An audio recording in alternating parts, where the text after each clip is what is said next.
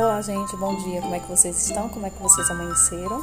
Hoje, nossa segunda aula, certo? Onde eu vou estar falando de novo sobre o folclore brasileiro, certo? O que é o folclore brasileiro, eu falei para vocês anteriormente, e hoje eu disse que trazia para vocês algumas manifestações culturais, alguns ritmos, algumas lendas, algumas crendices, certo? Algumas manifestações que envolvem o nosso folclore brasileiro.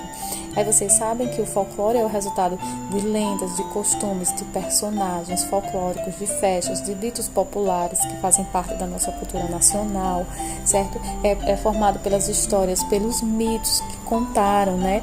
Os mitos, as lendas, né? A lenda do Saci Pererê, a lenda do Curupira, a lenda da Iara, então, entre outras, né?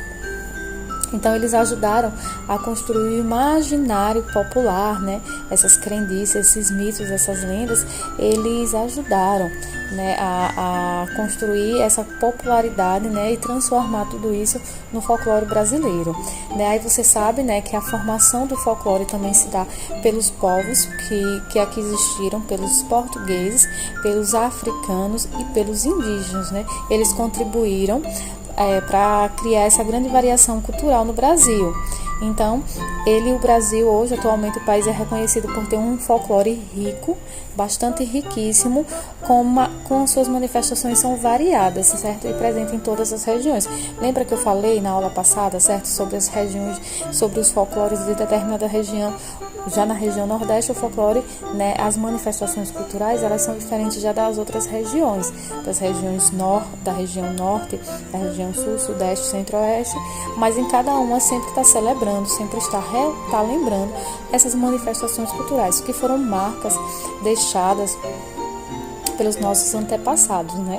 Então, aí, hoje eu trago para vocês algumas das manifestações culturais, né, alguns mitos e algumas lendas, que aí tem o que? A gente tem o Curupira, né, o que foi o Curupira, ele também é conhecido como o pai do mato, o Caiçara, né, que é a identidade sobrenatural, uma entidade sobrenatural que monta em um porco do mato. E aí depois vocês olham mais a fundo o que seria o Curupira, para a gente não se estender. O Saci Pererê, que é um negro, né, representado por um menino negro, né, com um gorro vermelho na cabeça que só tem uma perna. A gente tem um mito, tem a lenda da Iara, que é o que? É uma sereia que habita nos rios da Amazônia, conhecido também como Mãe d'Água. A gente tem o Boto Cor-de-Rosa, que é o que? Que ele é conhecido na região norte do Brasil e é a espécie de um golfinho que vive em rios, né, um animal misterioso, muito charmoso, carinhoso.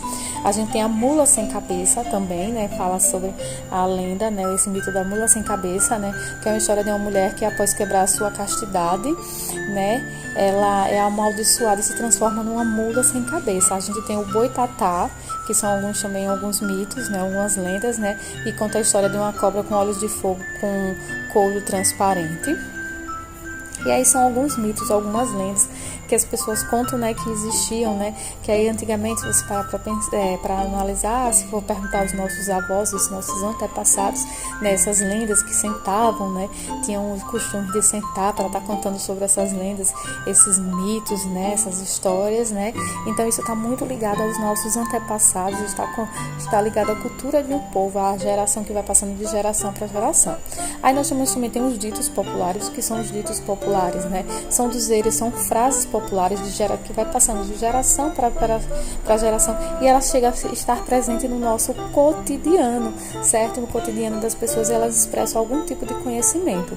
Aí eu vou dizer alguns ditos populares, né, que pra gente, né, pra gente estar lembrando, isso aí faz parte de um dito popular, sim, e vai passando de geração para geração, né?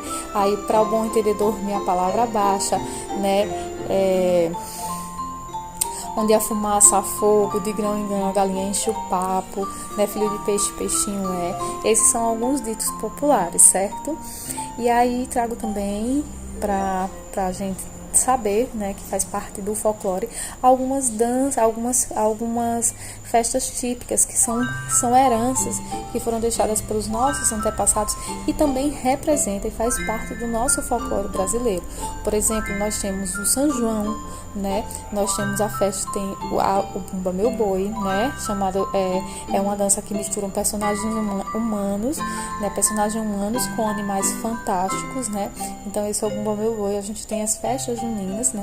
Que ela é muito mais comum no mês do São João, né? A gente tem aqui no Norte e Nordeste. Já em outras partes das regiões, a gente não sabe, não conhece o São João, mas conhece outro tipo de festa típica, né? Outro tipo de festa regional.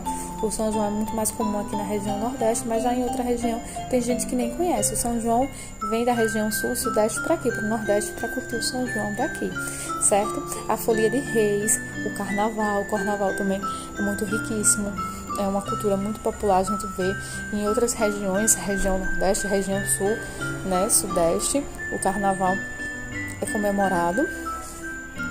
E aí tem todas essas informações, né, que eles que fala sobre o nosso folclore, né, e todas as suas manifestações que marcam a nossa história, que ela representa, né, um marco na história brasileira, porque ela começou lá dos antepassados, quando os portugueses aqui chegaram. Então foram heranças deixadas pelos nossos povos, né, pela mistura desse povo, né, pela miscigenação do povo, né.